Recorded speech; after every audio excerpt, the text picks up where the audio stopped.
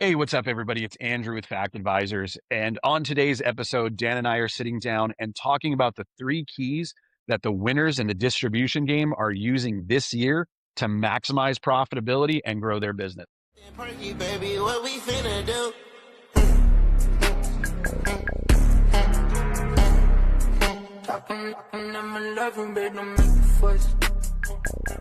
Yep. So, I mean, it's mid-August. We're sitting here, still got plenty of season left out here in the Right. Southwest, obviously, where it's hot. It's going to be hot for a little while.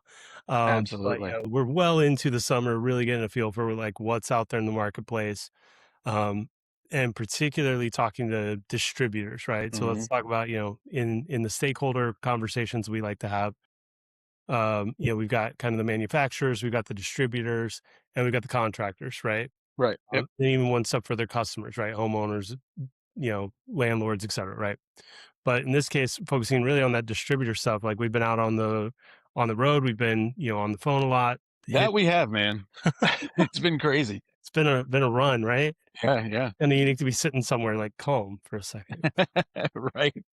Yeah. Actually, in our own offices, like Right, it's in our kind of own crazy. places. Yeah, like, Right. I'm no longer, like, hiding in a closet up in, in the mountains trying to pretend.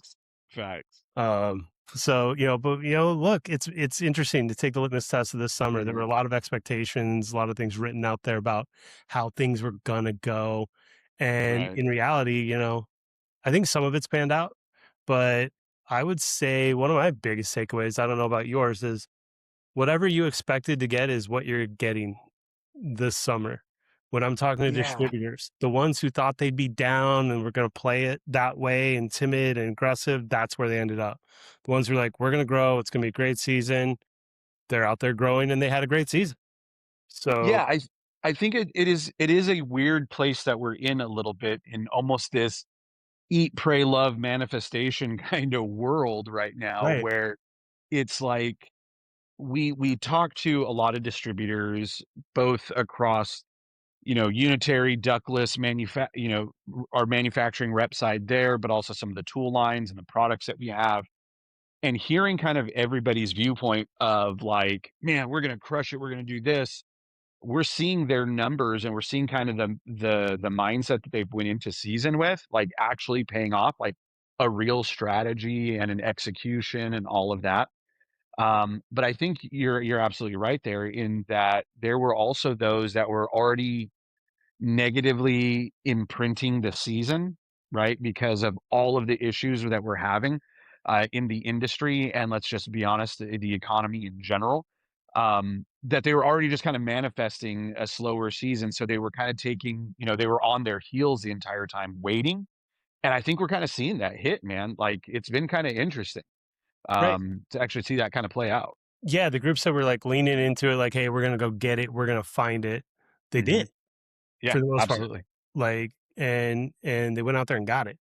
The groups that either were waiting for it to come in the door, or the groups that really thought, "Oh, it's gonna be a bad season. I'm gonna play it tight. We're not gonna order until we have demand. We're not gonna stock," and really who kind of shrunk a bit into the Yeah. season. They shrunk, and some of them got bigger downs than they thought they were going to get. Hmm. And again, it's like that self-manifestation a little bit is very clear because in the same markets, the same seasons, it's been, uniquely hot in most of in most of our region, right? There's been opportunity. Hmm. It's just who got it and who had a Yeah. strategy to go get it, and even at the upper levels, right? You look at the big distributors, right? Like Watsco announced their second quarter. They were up 2% on sales, but they were down 4% on gross profit, on gross margin. So, okay, you sold more, but you actually made less per I sale. mean, that's why we're all in business, right? Right. Wait, what?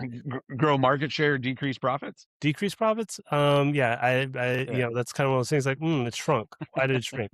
Right. Well, the answer is obviously, pressure, right? They're having to fire sales stuff, they're having to lower costs to keep competitive with the consumers, Mhm. budgets and things like that all the way downstream.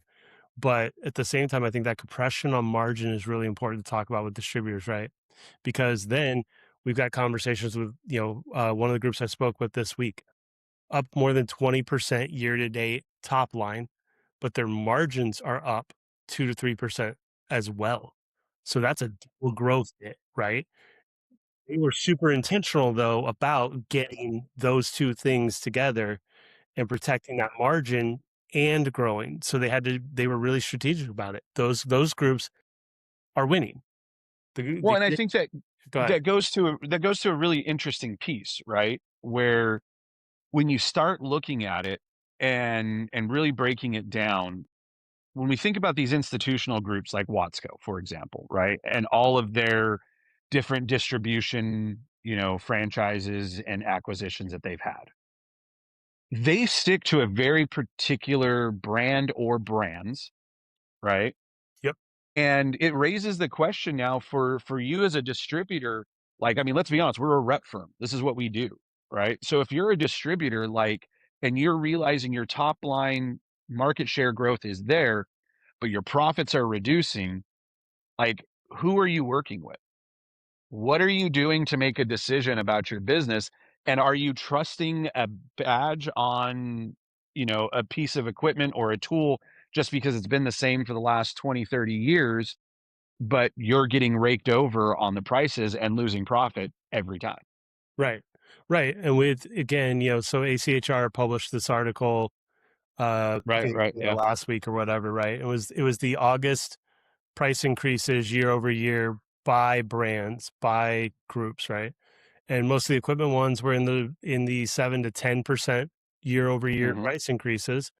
And then on components and parts and valves and pumps and stuff like that, you saw anything from 4% to 25% Right. Yep. increases on those. Well, when your manufacturers increase, I mean, even let's just go conservative at that 10% number, right? Who's Where'd your margin go? Like, did you have 10% pricing power to your contractors in your marketplace? Right. Do they have Right. 10% pricing power to a consumer right now? I don't know that Yep. they do. Now it's a matter of Well, removing the dollars to the manufacturer's bottom mhm. line. Is that coming out of the distributor's bottom line? And then for the distributors, they got to think about that. They've got to make sure that they have Yeah. a product line that sells. So they need a manufacturer that's good, right? Uh, but at the same time, they got to have a manufacturers and suppliers who don't take their margin opportunities either. Well, and I mean, let's be honest. In this conversation, you are the smartest guy here and in the room almost every time, especially when it comes to the economics of it all, right? What I've really been seeing more and more is the industry is hitting that K-shaped economy essentially, Somewhat, right? yeah. Where we're seeing the cost to the manufacturer and the profits of the manufacturer going up. But Mhm. what's happening after that, right? Distributors are seeing their profit margins get eroded. Squeeze. Contractors are seeing their profits get squeezed. Mhm. We use squeeze, that sounds nicer. Um, but Destroyed, yeah, just obliterated, wrecked, right? evaporate. Because the rest of the economy and the consumers, the homeowners, the end users, they're out looking for deals, Mhm. right? So we start to get this, what in my opinion, what I see happening, and this is where kind of like having your insights, this becomes essentially what we're seeing other places is an affordability discussion, a K-shaped economy in the trades hitting this space. Are you kind of vibing that same thing? Like, do you see it the same way? So by marketplace, yes. So it kind of varies based on we have a broad region, right? So we're tracking stuff nationwide. Like obviously Yeah. it's just very apparent. I'm a geek. I read all the you know public I don't know how to disclosures read. from Train, public disclosures from Watsco, right? Like I want to see the companies how they're working. Um, you know, um, Lennox's report that they're down 7% while Train is up 3. You're like, well, what did they do differently? I want to know, right? Right. Like, I'm a little bit of a nerd. Make a coil that doesn't leak. Well, that's probably it. Oh, Don't I price kid, I increase. kid, I kid. Yeah, don't price increase while your supply chain is evaporating. Right. Um, there's question marks, right? Like, Mhm. so I love to geek out a little bit about it, but when it comes down to it, when you go to markets that are still growing and expanding, and have solid footprints for economic development, they're doing well, and there's still replacements happening, right? When you go to the groups that had gouged, who had been, charging for a basic entry level unit 20 grand to install it just because they could get it during COVID or whatever time period, Mhm. right? When you're in a marketplace that then stagnates. So, for instance, I'll give a great example of Phoenix, right? Phoenix for a long time was considered an affordable marketplace. It had population growth, et cetera. Well, this is the first year where Arizona had actually a population loss. People moved Yep. out more than moved in. And the cost of living now puts it in an expensive standard of living. Okay, well, when you get into that, that market constricts. So in a constricted market, distributors are fighting for a smaller pie, right? Now, same thing in Phoenix. No people who have lost market share, did not have the year they wanted, but they were a little afraid it was going to be a down year and they were afraid of the economy, et cetera. And then there's a couple here that we know of that are up double digits, anywhere from 15 to 20% for the year. They went out and got two, three, four new big contractors. They found the next PE group that they needed. They found the next, 20 to $30 million contractor that they needed to change their business and to grow. And they did that with, really three keys that we can talk about here moving forward. So it's kind of a case by case marketplace thing. There's some marketplaces that are booming still, and there's some marketplaces that are going zero and going nowhere, and everyone's fighting for that same pie.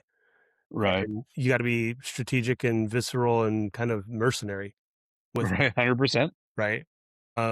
So it kind of depends market by market, but in general, the ones who are winning kind of follow three really big keys that we saw this year. Mhm. First one is their outside sales guys were targeting the stable growing groups. They were not going after onesie twosies. They were going after the 10, 20, 30 truck groups that had stable operating companies behind them. Maybe PE, but maybe also just private large, right? And they were winning those accounts with customer service and with better products and better product lines, equipment lines, etc. They had a story to tell and they went out and they got it. Mhm. Those same groups that are winning, that are up 15, 20% this year, have engaged their inside sales guys and are compensating them as part of the sales funnel. And those guys are boosting the average ticket and increasing recurring revenue by engaging contractors and keeping them in this this store instead of somewhere down the street. Right. You're making it 100%. driving a little bit past that other place to come to theirs. And it's Well, because and inside sales it's guys are winning. yeah, and it's eliminating proximity bias, right? Mhm. We talk a lot about that with our distribution partners, that just because you're in a area doesn't mean that if you're providing the best service, the best team, the best products, what when you deliver on those things, the proximity to your location goes away. You'll have contractors that are willing to travel, or I mean, we know one of our big groups, and I don't mind saying it, but working with Wind Supply, both on the West Coast and nationally, um, their delivery system and their willingness to deliver to contractors on site, all of those things, it wins, right? It 100%. eliminates it 100%. eliminates that proximity bias, because when you have the team there in place, like it sheds those fears for the contractors. Like, I Absolutely. think that's a huge key, especially for distribution teams that are looking to win even in a down market. So I 100%. think that's huge. Yeah. 100%. So when you can synthesize your delivery drivers, your inside guys, your counter guys into the process of customer retention, ticket boosting, and sales accountability, you can move the needle in a real way. But that's because their mindset goes from, "Hey, what do you want? I'm a order filler," right? And Mhm. even the delivery guy could feel like, "Well, I'm just the driver, right? I don't shoot the messenger," right? But when they see themselves as part of the customer service chain, and they see the opportunities of, "Hey, I've shown up at a couple of your job sites. You seem to be missing this, or we have your guys are running out for this. Do you want us to just bring that with us when we come out?" Okay, boom, ticket went up, customer service level went up. You just improved that contractor's life and their performance on the job site. And the owner of Absolutely. that group is real happy that his guys didn't take 2 hours, go to Home Depot and drop another X amount, and waste that time and efficiency on the job, right? You save them something by seeing it, by paying attention to it. So again, outside sales got to be hunters, killers with the right targets, with the right equipment lines and things to land those bigger clients, right? Your inside groups and your customer service side have to be sales oriented and have to be accountable to see needs, fill needs, and retain customers. Absolutely. That's key number 2. The last key that made a huge difference that I am seeing in across from Albuquerque to Colorado to which Colorado, I mean, Denver hit like 113 this year.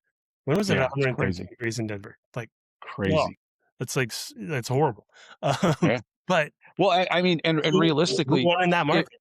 The yeah. people who had inventory. So that's key number 3 is the person who had all the inventory sitting there, who probably was Mhm. really scared at night that they were overstocked on inventory coming in this Right. year, and we're thinking like, "Oh, man, I'm gonna end up with, like, aging really bad aging reports, etcetera," uh, that person, they won because Mhm.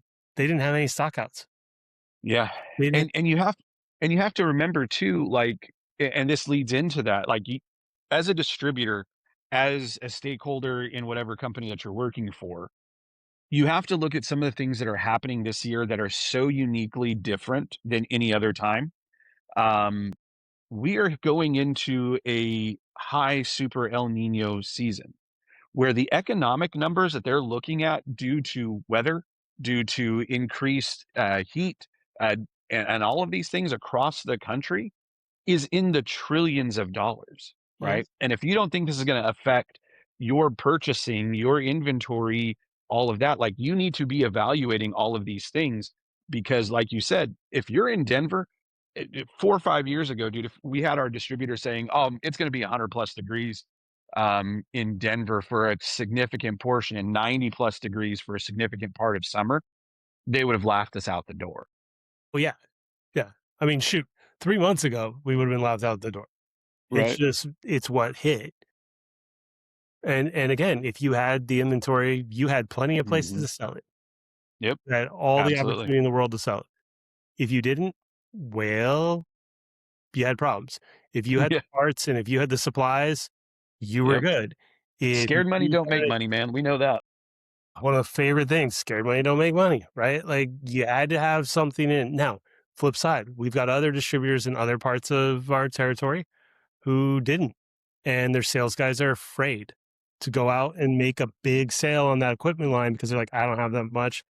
So 2 weeks after making the sale and getting that person to switch over to this brand, right? All of Mhm. a sudden, that person calls in like, "I need this, multi-match system, blah, blah, blah." Like, "Oh, yeah, we don't have it. It'll be 10 days." Okay, They'll now you find it just somewhere lost else. it, and you went and you landed a big client, and you didn't have it. So then the sales guys don't go out and land the big client. They stop talking. They stop opening up about it. They don't have the confidence to go out there and sell because they don't have inventory to sell. They can't come back to an empty warehouse and have confidence to go out in the marketplace and close the big clients because the big hitters, they know they have to walk in with all the confidence, the ego, et cetera, to do that job and to Gotta solve. put it on the table. And when you're playing with an empty warehouse behind you, Yeah. you can't you can't say it. You can go in there and say, "I got you. We're gonna be the best customer service. We're gonna take care of you. We're gonna have the equipment when you need it. It's this great equipment." You Yeah. can't go in there with confidence with an empty warehouse. Yep. You gotta And so say it all of with a your sudden, chest every now and then. Like, right, I mean, seriously. you gotta say it. Like, Yeah. and again, we've seen this now, like, I know that's been one of the themes this summer is guys who have inventory are out there slinging it, and they're getting it, and they're getting growth, and they're protecting their margins because of it as well. Right. The groups that So have nothing in the warehouse who really played it safe, they're playing timid on the sales side, so they're not growing mhm. out there in the marketplace. And this is where, like, first off, I want everybody to understand, like, this is what we do at Fact Advisors, right? We're looking and checking the pulse of what's happening in the industry, what's happening in the distribution channels, and all of these things. So that when we're working with our distribution partners, our contractors, whatever it is, we're providing value and bringing something that maybe you guys haven't thought about or framed this particular way so that you can be nimble, you can be fast to profit, right? Quick to make changes and not slow because I mean, Dan, dude, how many times have we talked about being slow to change is fast to lose money, Fast to lose money. Yep. right? There you go. Like, Yep. and so, these keys, man, these three keys that we just talked about are huge. But I mean, obviously, dude, I wouldn't be doing my job if I didn't say, let's look at these keys real fast and say exactly how we're going to say it with our chest now, how we're going to help you solve these problems. The biggest thing that I want our distribution partners to know, and future distribution partners, and even people outside of our market, um, you need to be looking at products and brands that are going to help you maximize your profits. Correct. Because if you are not, if you are stuck in this legacy mindset where, and I've been in the industry a very long time, like everybody was, all, you were a train guy or you were a carrier guy. And if you weren't either one of those, you weren't a real technician. Or if you were on the East Coast, you had to be a Lennox dude, right? Right. All of those things mattered before. But they've since sold those companies so many times, and we're seeing what they're doing to the profits. We're seeing what it's doing to your profits. Right. How about look at brands that are engineered, geared, and built to maximize profits that aren't just doing it in one sector, but multiple things? And that's where we're so excited about TCL and bringing TCL to distribution houses Oh yeah. because Right. it helps them with their growth. Hmm. And more importantly, we just saw the latest inventory report in California alone. We have 75,000 pieces of Right. equipment chilling in California, right? Not to mention stuff on the East Coast.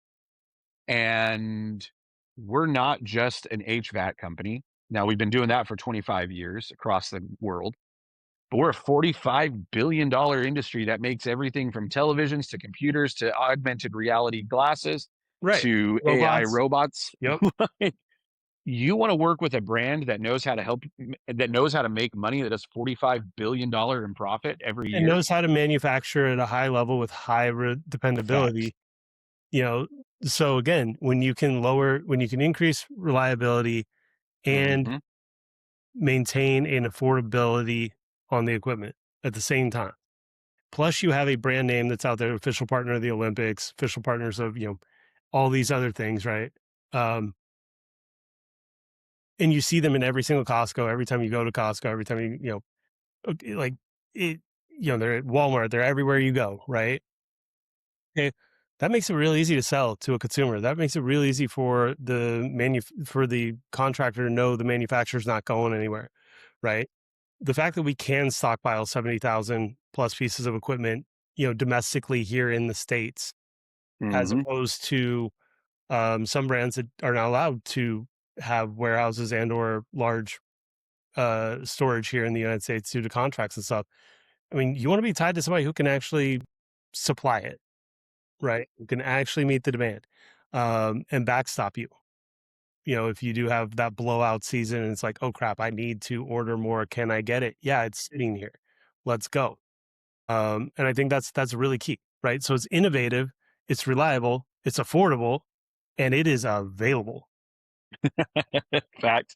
And it's one of those things where, going back to, the keys a little bit here, is it's a brand that your counter guys, your outside sales guys can talk about, and they don't have to explain who the brand is, right? There are brands that exist in the market for HVAC where unless you're in the industry, you don't know who it is, or more importantly, who's making it, I was gonna say you don't know right? who's really manufacturing it. There's brands that are repurposing equipment that their matchups are three different manufacturers if they're doing a furnace coil and condenser. Or if it's a split heat pump, it's two different manufacturers for a condenser and the air handler.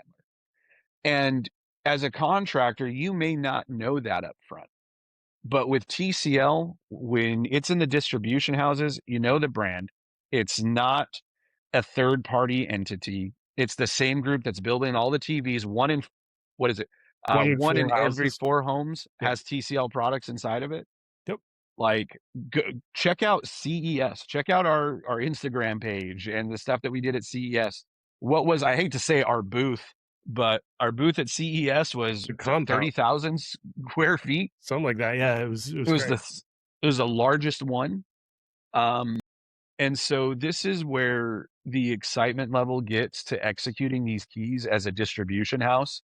Like, if you're not looking at these things and or changing the way you're doing business, congrats on growing your market share, but you really need to look at your profit shares. What Yep, are you going to do to fix that? yep. Your margin, And got to watch yeah, the margin. yep. That's what it's all about, man. We got to quit cashing checks and start cashing margins. And that's for contractors and that's for distribution.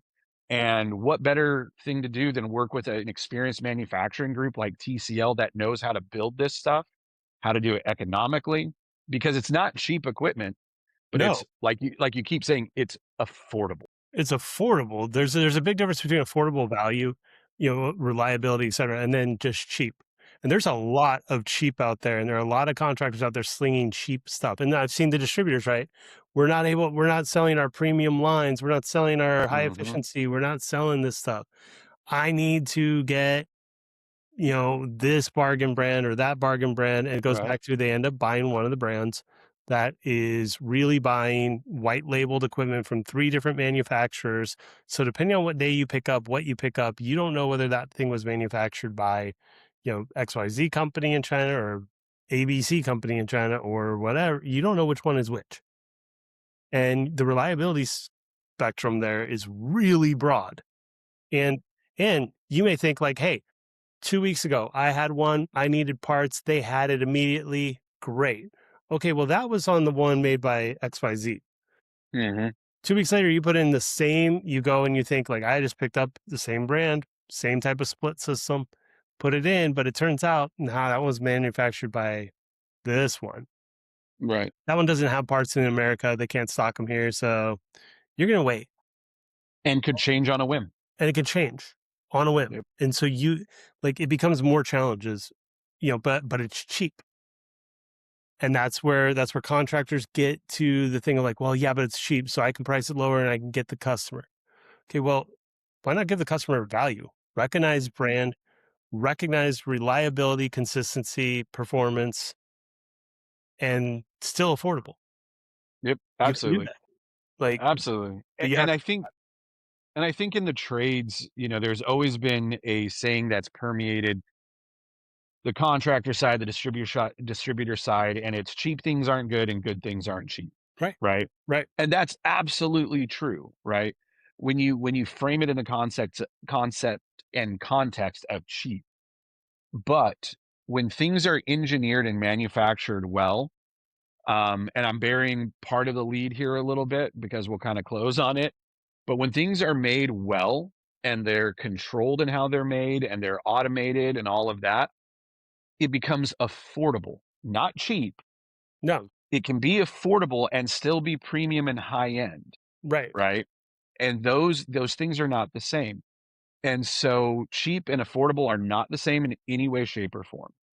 And going back to what we started the conversation on about rising costs, price increases happening. Yep. TCL this year, one price increase, single digits. And for our distribution partners, our pricing is locked in until December of Right. this year. Yep. Now, I understand we're creeping up on that, but talk to us about our distributing partners that worked with us since January and saw one price increase on a couple of lines, On certain not part of on the the line, full it was line. not across the Yep, whole line. So it was on specific stuff absolutely. that was a specific input cost. That's the other thing Yeah. is like, I love the fact that TCL was very vocal about they were only what they were only raising on. And by the way, they had done a price decrease at the end of Mhm. last year. So they Yep. they had actually like, hey, we saved some, we're gonna give some of that margin back to get more market share. They're really smart about that and to support people. So, I don't know of any other ones that lowered their prices last year or this. Yeah. Okay. I Nobody. don't know of any. And tell me when's the last time you heard about tariffs, Yep. right? But I So didn't see all the prices come down to the right. pre-tariff levels.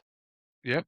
So it's all of these things that go into making decisions and making smart decisions to grow your distribution side, to grow your contractor base. And listen, this is what we do, guys. Like I mentioned that already. Dan is the brains of the operation. Let's just make sure everybody I don't understands think that. this is a brand Uh, sort of operation. but the reality of it is we're here to help you guys. When you work with Fact Advisors, we're not just there to try to just sell you boxes. We're there to help you move boxes, to help you find ways to maximize your profits, to train your or to train your contractors to go with you and do sales calls. So listen, I'm going to throw this out there. Make sure to like and follow and everything that we do, Fact Advisors, on Instagram, YouTube, and also TikTok. Make sure to hit us up if you have questions about some of the things that we've talked about. Hit us up. We'd love to hear from you guys. More importantly, we'd love to talk to you about TCL specifically and show you how you can make money with this in your distribution, help your contractors succeed, and just have a great close of the year. And just going to throw it out there, we've got some really cool products coming out and happening. So when you start working with TCL now, we're always dropping new products. We're dropping new ways to work with you. So we're excited about that. Dan, anything else you want to wrap up with everybody? No, just on that front. Like, again, these 3 keys, if you want some help with your outside sales guys, if you want some help on aligning the inside and the customer service pieces with the mission of growing margin in your company and market share, or if you want to address the inventory strategy piece, we are happy to have those conversations. We love it. We're happy to be on the ground out there supporting it. Like Andrew said, we do a lot of contractor visits. We help acquire contractors into a lot of our distributors. It's something we believe heavily in supporting our distributors with. So if you want that conversation, definitely hit us up. We're here. Awesome. Hey, everybody, I'm Andrew with Fact Advisors. You were on with Dan, and we'll talk to you guys later. All right. Peace. Perky, baby, what we finna do?